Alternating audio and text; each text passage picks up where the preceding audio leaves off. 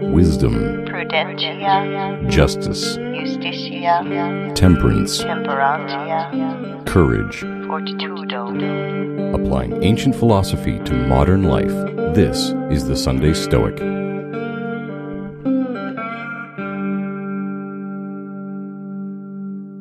We're rejoined by Dr. Kevin Vost.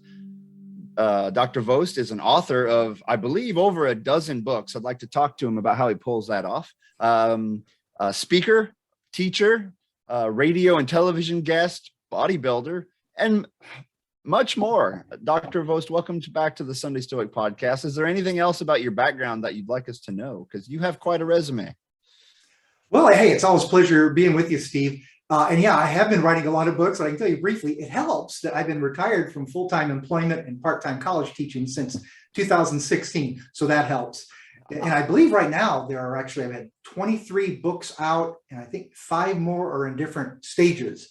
Wow. Well, our strange world the last couple of years kind of kept me at home and had some publishers ask me to do things. But I've sworn to my wife after this year, no more than one a year. And I'm only going to have a winter writing season. So we'll see how that goes. So soon we'll be able to say dozens of books.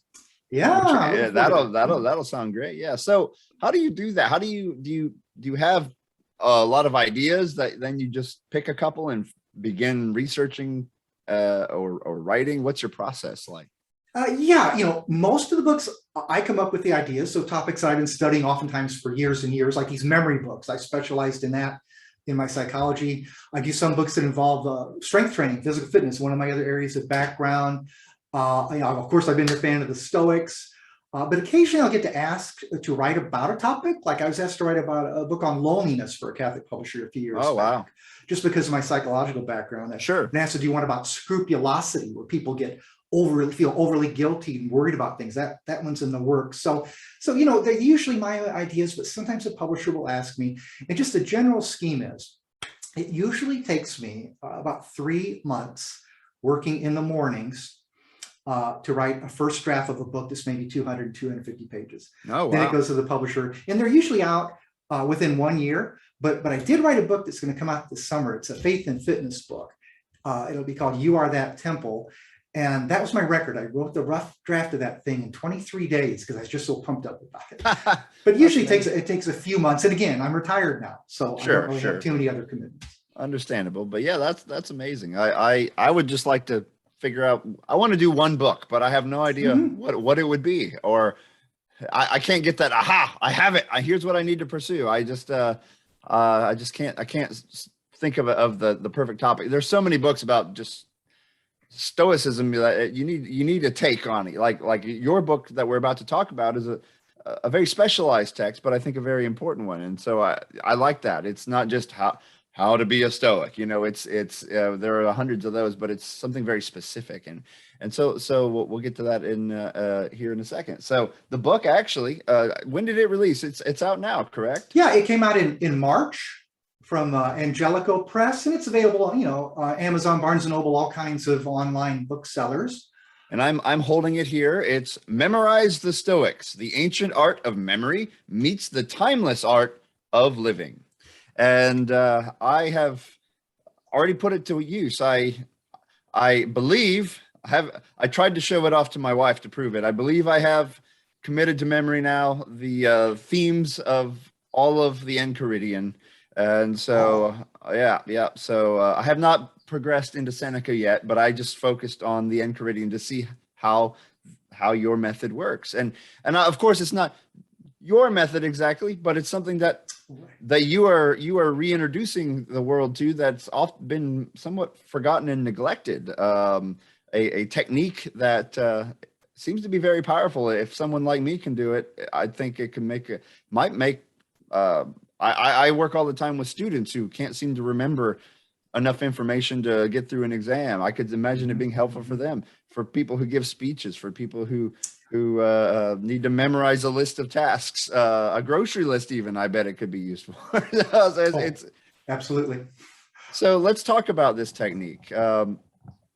Let's back up, I guess, just first of all to the art of memory. How did you get interested in this this ability we all have, but we seem to neglect and rely on our phones for more and more these days. How did you get interested in becoming an expert at memory?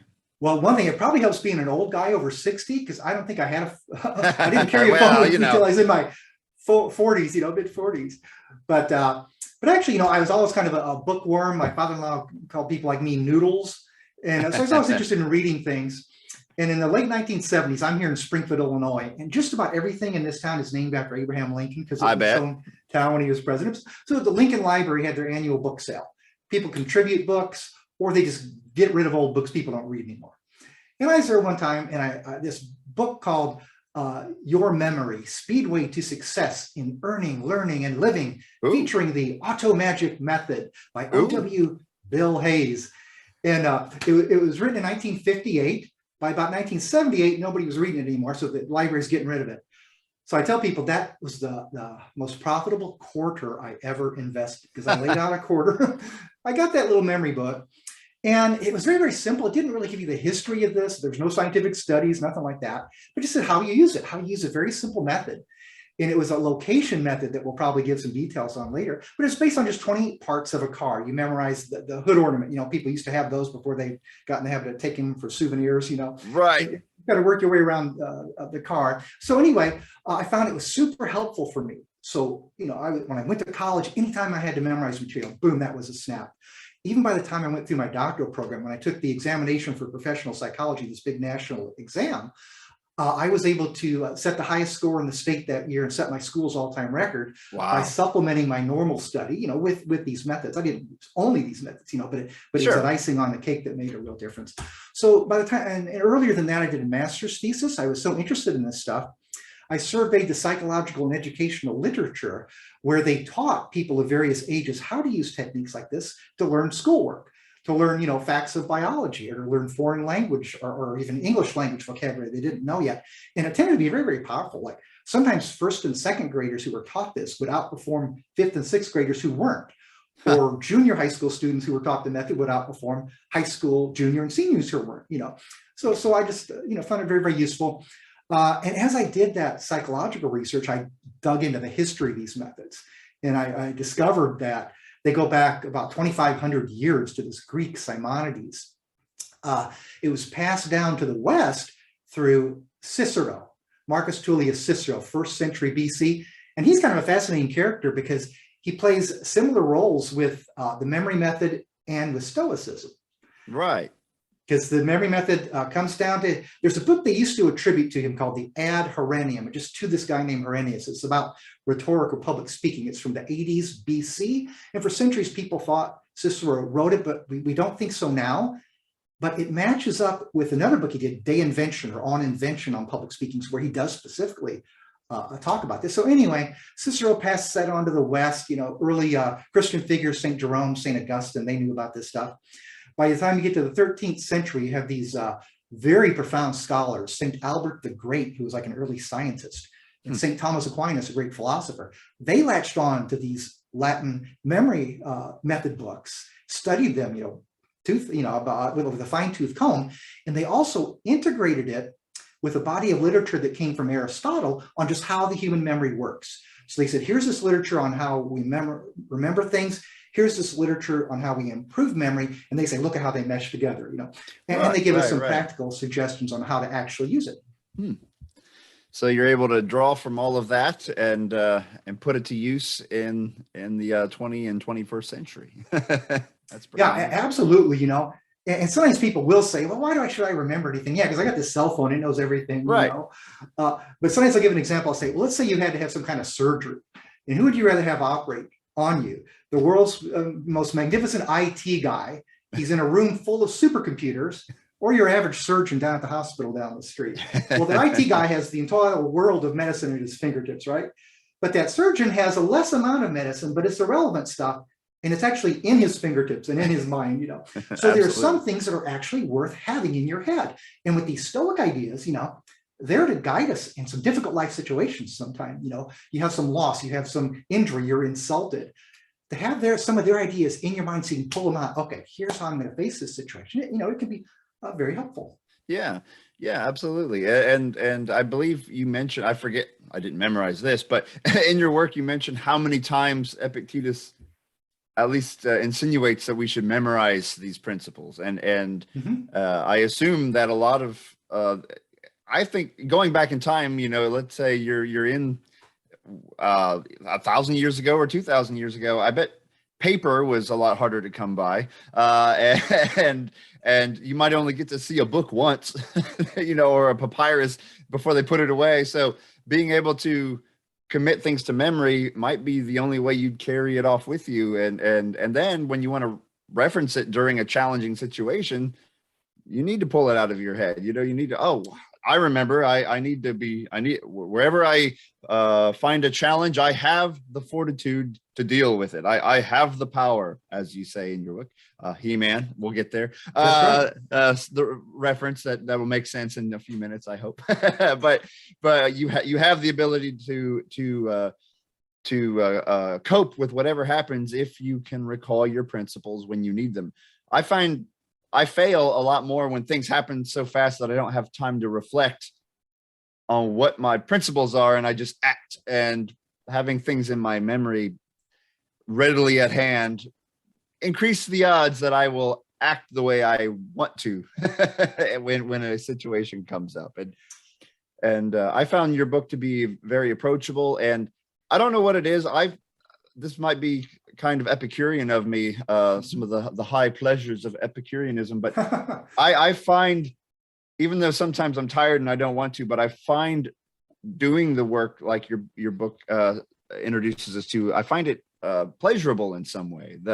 Maybe it's a rewarding feeling, like, we don't use this mental muscle as much as we used to. And when you start to work it and then see the results, it's kind of powerful in a way. Well, I appreciate that. And one of the lessons of the Stoics, of course, that Epictetus starts from his very first lesson is, we distinguish what's in our control and what's not in our control. Sure. And the most important things in our control, are our judgments, our will, our ability to guide our lives. But some people might not realize the extent that their memory powers actually are in our control. I mean, some people say, oh, I have a bad memory, or, oh, yeah, I have a good memory. But memory is not just something you have. It's a skill. It can be built. It can be trained. So, and yeah, and in just a little Enchiridion, the manual or handbook of Epictetus, just this, the summary of his wonderful discourses that go on and on and on. There's just 53 tiny little chapters in there, paragraphs, some are even just a sentence. But yeah, I counted, he says, either remember or keep in mind at least a dozen times, just in those couple of dozen pages there. So it is important to be able to do that. And as maybe we'll make clear too, like when you said, you memorize the concepts of the Enchiridion, now there's 53 chapters, so 53 key ideas. We're not memorizing it verbatim, like, Right. Here, I'm going to read the Enchiridion from my head, And there's an old line in the Christian world from St. Augustine. He said, if I'm going to meet a person and try to convert them to Christianity, he goes, I'm not going to say, here, sit down, and then say, start reading the Bible to them. There was a great chaos and the wind came over the water. He says, no. I'm going to tell them some key concepts and then let them go read the details. So what we're doing with this memory method, like for the manual or the Enchiridion, the handbook, we're just going to try to memorize to begin with one key fundamental concept or idea from each one of those 53 chapters. And then as we think about it, we put it in our own words, So if you're going to describe it to somebody, you don't have to worry, oh, am I using the exact phraseology of Epictetus as it was translated? And there's all kinds of Right. translations, right? So yeah, so the idea, and ancient people called this memory for things as opposed for memory for words. So the memory for words might be like parroting something back.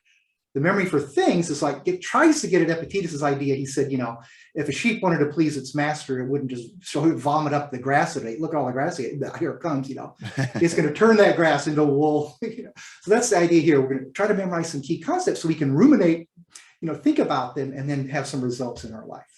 Yeah, that's wonderful. So this would be a way, if you had for example, a speech to give, but you weren't going to memorize every word of the speech, but you have themes, you could use this technique to keep yourself on track while you're speaking in public, for example. Now, there may be a different method if you needed to memorize something verbatim, but I think this technique can be used to get you started memorizing something verbatim. If your last few chapters kind of talk about. Yeah, I give some hints there. It can be used to help supplement it. At times I've done But like for talks, when I give live talks, I don't use notes because I go through this memory house. In fact, coming up this Tuesday, my diocese asked me to give these little like 5-minute talks on the gifts of the Holy Spirit, they're called. They come from the book of Isaiah. And I've already filmed 2, but I need to do 5 of these in a row without any notes, just verbatim next Tuesday. So I have laid out, I think, 31 key points as I go through this like memory house that we might tap into. So and in the book, I use it for Epictetus, this memory house. Sure. And then I go through and use it again for Seneca. So you can use it for virtually anything, but I will say, you can get in a state of what they call interference. If you try to have too many things going at once, you're not going to be completely sharp with all those bodies of knowledge at the same time. So the ones you've been repeating lately or have reviewed will be the most firmly in your mind. So do you use, well, let's just start here. This method, what do I want to say? It's known as the loci method or the loci method. What do you call this method? What is your term for it? Yeah. I also often do call it the method of loci or loci for locations. And even though the Simonides, the Greek invented it, they use the word topoi for places, which we actually also use. The word topic comes from that, so it kind of ties into that. But yeah, it goes back to this ancient method where you visualize in your head just a series of locations. Well, I'll give you later in the words of Thomas Aquinas. He said 4 key elements to this method. 2 of them we already know. One is rehearsal or repetition. If you want to memorize something, you're not going to, unless you're some kind of a photographic memory, which very, very few of us are, you're not going to do it by just one memorization. Sure. And I will say they've even done studies where they had people who are experts in these methods, and they pit them against people with near photographic memories. And these memory masters with the strategy tend to win. I mean, it's very, very powerful. Now, if you already have a supernaturally powerful memory and your lady's on top of them, watch out. Wow, yeah. But anyway, repetition. The old Latin people used to say, repetitio et mater memoriae. Repetition's the mother of memory, right? So we know that. We also know you have to concentrate. You have to focus and pay attention. So you do with these methods too. But here's the 2 unique features. One is you need to have imagery. Use mental imagery. Even for what Thomas Aquinas calls spiritual or abstract concepts. Picture it in a way you can actually picture it, make it concrete, make it physical. And also, if you really want to remember it, make it somehow exaggerated or wild or crazy or silly. So take that concept, because all this image is going to do is trigger the real concept. Right. So the image can be silly and goofy, but it's triggering in your mind something that's not. Something is very valuable. Yeah. You want something cartoonish almost. That's right.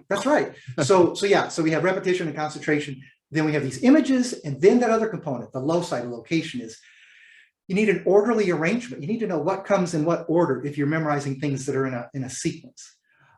So that's where, in this particular method, I use parts of a room of a house. And that oldest book we have in Latin, the Ad Herennium, the first example it gives is using a house. And we're all familiar with our houses. They look a little different today than they did probably in the 1st century BC in Rome, but the general concept's the same. You got a front door, you got the different living spaces and so on. So that's the gist of these 4 things. We use images, we put them in a special location, we try to concentrate hard while we're doing it, and we rehearse it. And sometimes we might even rehearse it backwards so we can make sure we have the exact order. Or we'll do it like at random, call out certain numbers, boom, boom, boom, make sure you got them where they are. I haven't got to that point. I did try it backwards. I think succeed at that. But it took me longer. It's like trying to do the alphabet backwards. It takes me a while. But it does. And I will say too, Steve, in the material we're using, I mean, sometimes I've done it for material that just like the virtues or something, just one word.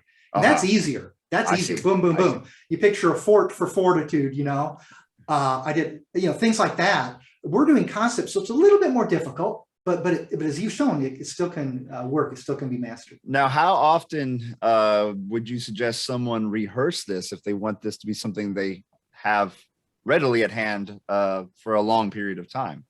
Yeah. Now, that's going to be a matter of individual differences. Our memory powers vary quite a bit.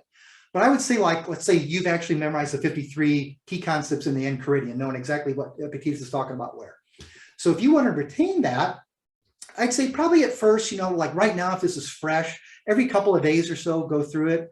And then as time goes on, you can spread out, more and more. And another way to test yourself, you're going back and you're reading the handbook itself, or you're reading another modern author who's talking about it. They bring up a certain concept, test yourself. Oh, they talked about prohoresis. Well, I know Epictetus talks about that in his 9th chapter of the Enchiridion, because there's, the image that we use there. So things like that. So there's different ways you can test yourself. If you love the Stoics and you plan on reading them throughout your life, your reading can help you reinforce this memory mastery. And you can add to your, let's just call it memory palace or whatever your term is. Yeah. You can add details to the images in your head to add more to what you can remember. Well, maybe we can do an example here in a minute of what that might look like. But one other question I had, you kind of hinted at this. Let's say you use your own home as your loci, your location, and you're memorizing Epictetus and the order anyway, and the key concepts, and you do the key concepts of several of the books of Seneca.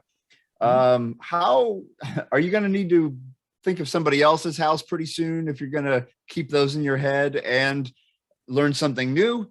How have you found a limit? Like I can only keep so many texts in my head using this location before I start getting things jumbled. That's something I would be worried about if I tried to have 10 different books or concepts from different sources and use the same location. Does that work? Yeah. Now, kind of yes and no. It depends. Now, the gist of this memory house, I've adapted a little bit. I wrote a book called Memorize the Faith in 2006, where I first laid out these particular rooms. So what's that? That's going on 16 years ago now. And usually when I give talks, I still use those same rooms, Okay. So I've given dozens of different talks on dozens of different topics using the exact same room. Okay. Now, sometimes, like when I recently did my first talks on these gifts of the Holy Spirit, they were a little bit more detailed, the first 2 that I talked about. So I actually used the first 2 rooms of the memory house for the first gift, which is called Wonder and Awe or Fear of the Lord. For the second one, I went back to my old memory car, that 1958 model.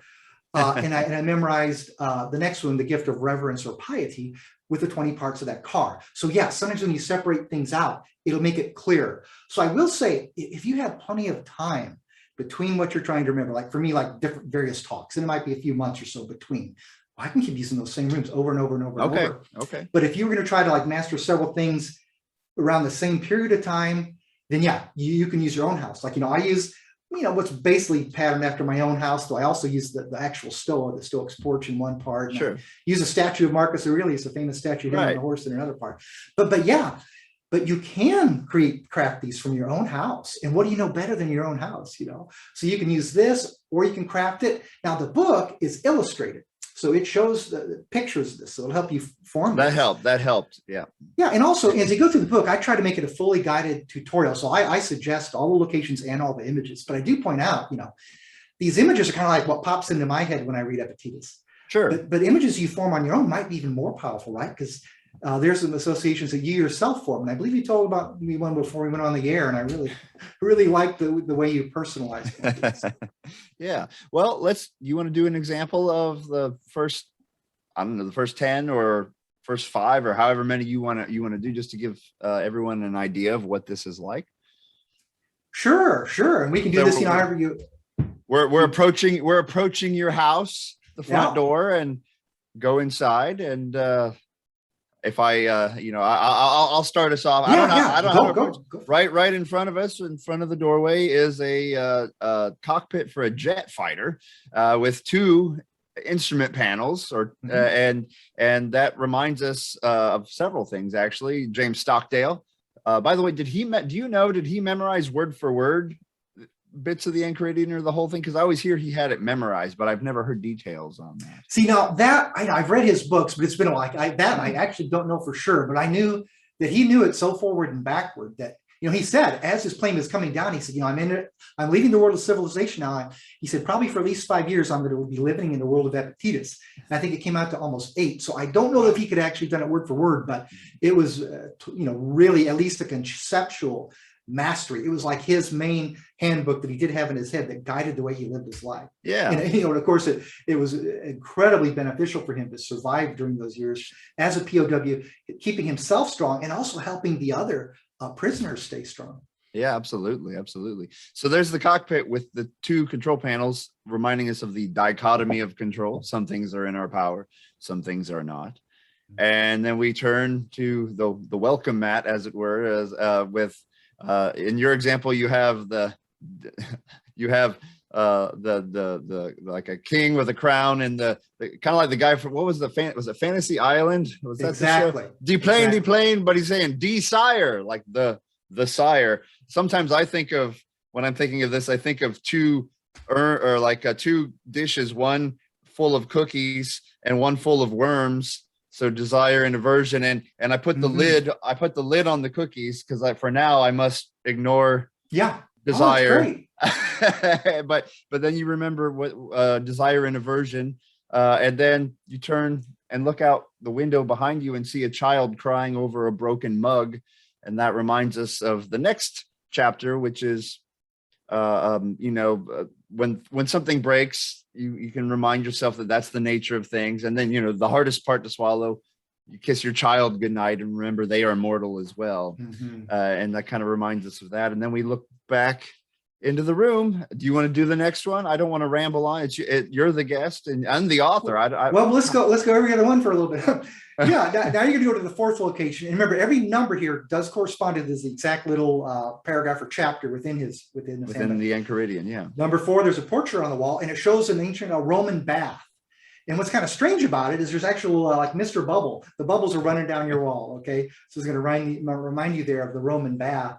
And then this is the fourth chapter. Epictetus actually gives this example. He said, "Hey, remember when you go to a bath, there's going to people are going to be, they're going to jostle you. There might be sweaty, stinky people there. They might steal your clothes. You don't know what's going to happen." He said, so remember, remind yourself, you're not going there just to get a bath. You're also going there as a dignified person. You want to keep, you want to keep your honor. You want to live a virtuous life. So be prepared for things to go wrong, but don't let them upset you. Don't let them, act out in ways that aren't noble. Right. We have two goals: to do what we're trying to do and to keep our Stoic cool. Those are our two goals, the premeditatio malorum. Yeah, that's right. Looking forward to bad things and being ready for them. Right, absolutely. And then we look over, and this is the gun rack, correct? I am not skipping one. With we see a gun rack, and Socrates is standing there, and instead of pulling firearms off the gun rack, he's pulling leaves out that have a letter B on them. And these are to remind us, and this that it's our beliefs that I'm trying to remember exactly how it's worded in the Enchiridion, but Socrates didn't think death was a bad thing. So we shouldn't believe it is either. That's the one thing I remember from that reading. If you want to flesh it out, you've been at this longer than I. Sure. And the fifth one's a key one for me, because the modern cognitive therapists like Aaron Beck of cognitive therapy, the psychiatrist Albert Ellis of the rationally motivated behavior therapy, they both kind of zoomed in on this statement. And in one translation goes, people are disturbed not by things, but by the views they take of things. Right. And other translations would say judgments, or you could use attitudes. Albert Ellis used the term beliefs. So those leaves with the B remind you beliefs. Belief is what is central. It's what you tell yourself about bad things, even things as bad as death, that make all the difference. And Socrates was a hero to the Stoics, but he was one who didn't even fear death. He decided his own death was for the public good, so he refused to be persuaded to sneak out of the jail or anything. So yeah, that basic concept there. At the fifth location, that beliefs are what's central to the Stoics. It's the stories we tell ourselves that influence our attitudes a lot of times, right? Our beliefs about things that are happening. Yeah, absolutely. All right, so now we look back into the room, and there's a horse now, right? You want to lead on? Sure. I just have the image there of, I got a horse in the middle of this foyer, and it's trampling on this mirror. Well, what's that all about?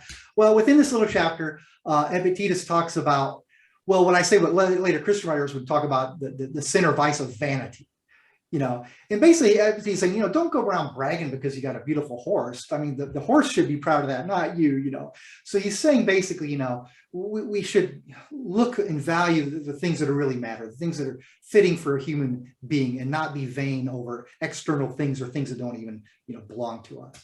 Right. And then up above the horse is a chandelier, and a ship sailing out of the chandelier. I think of a captain, standing there, and that's the interesting chapter from the Enchiridion, reminding us to be ready when the captain calls, not to wander too far from the ship. because we never know when the captain's going to call us home. Exactly. And then I think of waves rolling and smacking into the mirror over here where we're going next for the next chapter. Yeah, in the mirror, if I recall, they had a birthday cake full of candles there. Right. And I said that like in modern language, in some ways, the lesson is be careful what you wish for. But what Epictetus is saying, if you wish that whatever happens, then your wish is always granted, right? Right. So it's like a genie on steroids, So he's basically saying you as a Stoic, you're still going to act, you're going to try to achieve things, right? But you never know. You can do all the right things, and external things can prevent the outcome that you have in mind. All kinds of things can prevent you. So the main thing is you set goals, you try to do noble things, you make achievements. But if bad things happen, then you deal with that and you try to go on and learn from that. So in a sense, whatever happens, say, well, what am I going to do with this? How am I going to make use of this? Yeah. And then we go down, and sitting there under the mirror is Master Yoda with his cane. And he said, oh, well, is it prohoresis? Is that the pronunciation? Would you pronounce Yeah, I think so. I mean, approximately, yes. He's like, pronounce it prohoresis. Yeah, prohoresis it is. Something like that. Oh, right? You do that so well. And so he's reminding, I think of like him saying something like, you think my limp defines me, do you? Or something, like you think my disability defines me? No, it's just my leg. My leg is not me, and that's the idea that, so you are more than your body is essentially, kind of the idea here. It's all about your power of choice is the important thing to Epictetus. And please flesh it out. That's my simple Sunday Stoic understanding. I love that. I love that. And I guess it never even fully occurred to me how Epictetus is Yoda himself, right? This wise mentor of a small, frail body. And when I'm going through here to remind us of the key concept, like 9. Okay, this 9 location. This is where he really brings prohoresis up front. So they go, how are we going to memorize a Greek word like prohoresis? So I just did kind of a verbal pun, because you imagine there's this hairy pro athlete sitting there, and Yoda. I'm not going to do the Yoda voice. You do that so well, but he just says basically, pro hairy he is. Pro hairy. Prohoresis. Close enough. Yeah, excellent. All right, and now we look, and I'm trying to remember the exact imagery. There's like a drawer that's opened, right? And out pops He-Man. For those of you who grew up in the 80s that are listening, you'll know that for sure. I have a hard time picturing you watching He-Man, but apparently you're familiar, Doctor. Oh, I'll tell you, I grew up as an absolute Superman nut. I always loved those type of guys. Yeah. Hercules. They used to have a Samson cartoon, all kinds of stuff. Oh, wow. Sinbad. A bunch of these guys. But so he says his catchphrase, which is, he turns from Prince. I used to watch him because I watched him with my son when he was little. My son loved it, so I didn't mind watching He-Man. But Prince Adam. He's in some crisis. He holds his sword aloft and says, by the power of Grayskull, I have the power. And this is the lesson where Epictetus tells us, remember all these powers you have, you see an enticing body, remember you have the power of self-control. You have something difficult to do, basically. Remember you have fortitude. You have somebody who's annoying you, or remember you have patience. So here's where Epictetus, he rarely talks about specific virtues. He talks more about this overall prohoresis, but this is one time where he's spelling out some virtues, because as Thomas Aquinas said, every virtue is a perfection of a power. And Epictetus said, hey, remember, you have all kinds of powers. If you take the time to develop them and practice them, you can pull them out and use them when you need them. Yeah, absolutely. And then, as you said, we can then tweak these images to things that mean something. If you don't know who He-Man is, well, insert something else. That exactly gets you to the idea, and make it cartoony and strange, something that stands out, and you're much more likely to remember it. Then, of course, we would go on to the next room, to the returns counter, but we'll leave. I think y'all should buy the book to find out all of these locations and what they mean. But it does work. I was with it takes effort, but with minimal effort from my perspective. I would revisit it and slowly work my way through 10 at a time. And within a week, I was pretty much through the Enchiridion. And able to, I supplemented a few. For example, later on when we're in The dining room. There's an example of a slave beating two mugs together, if you recall. Reminding us of one of the chapters, and maybe I screwed this up, but I put a slave and a rich person toasting, and both their mugs break, but the rich guy only sees the slave's mugs break, and he laughs until he looks at his own mug, and then he cries.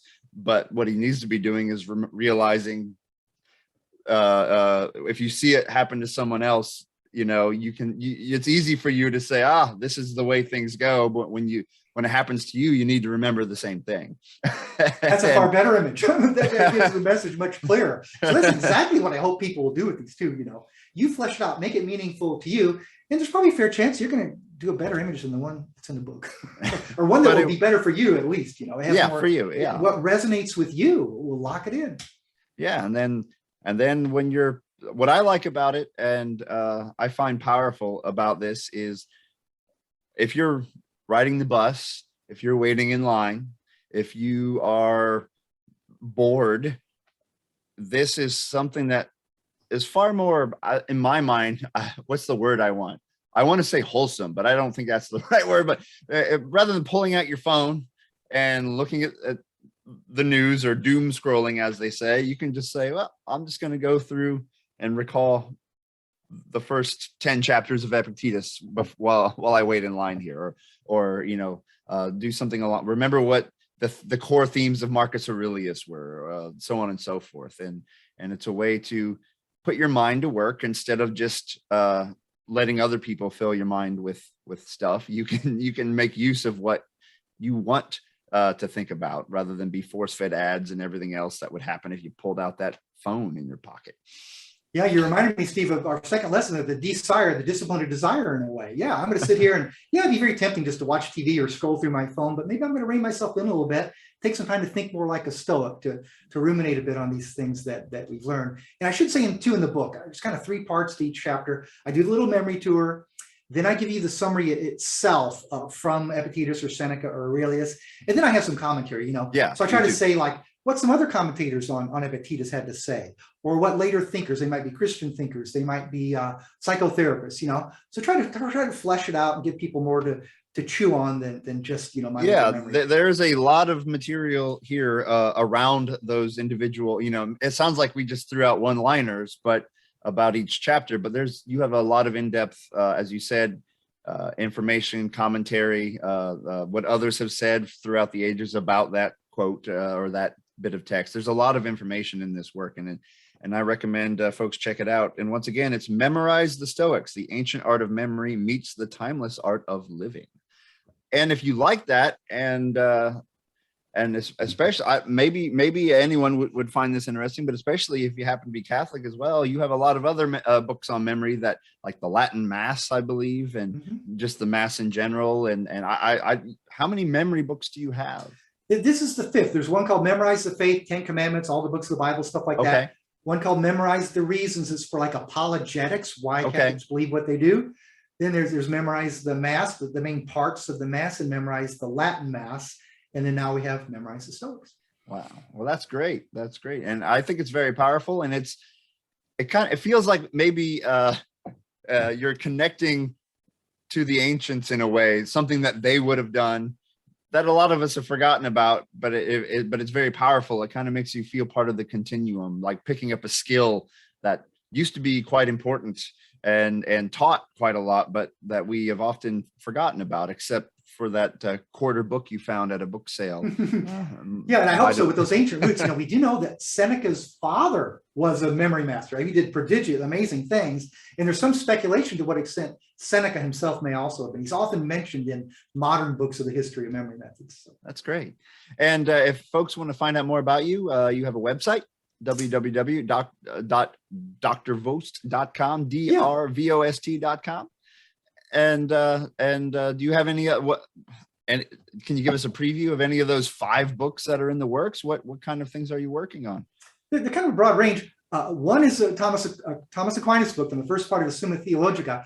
It's called What is God? Where they said when he was 5 years old, he went to this monastery and he wouldn't stop asking the monk, what is God? What is God? What is God? And in a way, he spent the rest of his life trying to figure it out. So this This goes through his Summa, tells us what he had to say about the attributes of God, not just his proofs, but what is God like? What does it mean to say he's simple or he's all-knowing and stuff like that? And then another one is called You Are That Temple. And it's actually a health and faith and fitness book. My other passion has been weightlifting all my life. And that's another one that will be coming out this summer, You Are That Temple. Wow, that's great. Well, we'll look forward to those. And I, once again, do recommend this text.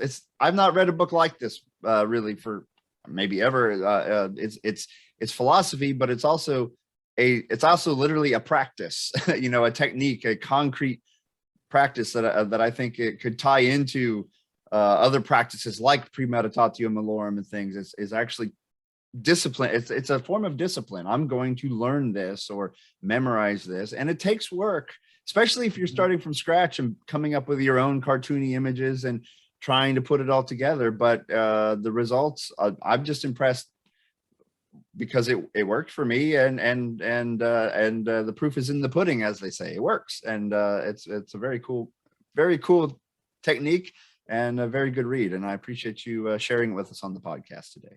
Hey, thanks so much for having me. Thank you. And everyone, make sure to check out his website. I'll put a link to the book in the show description. And until next time, don't forget to seize the day. Carpe diem.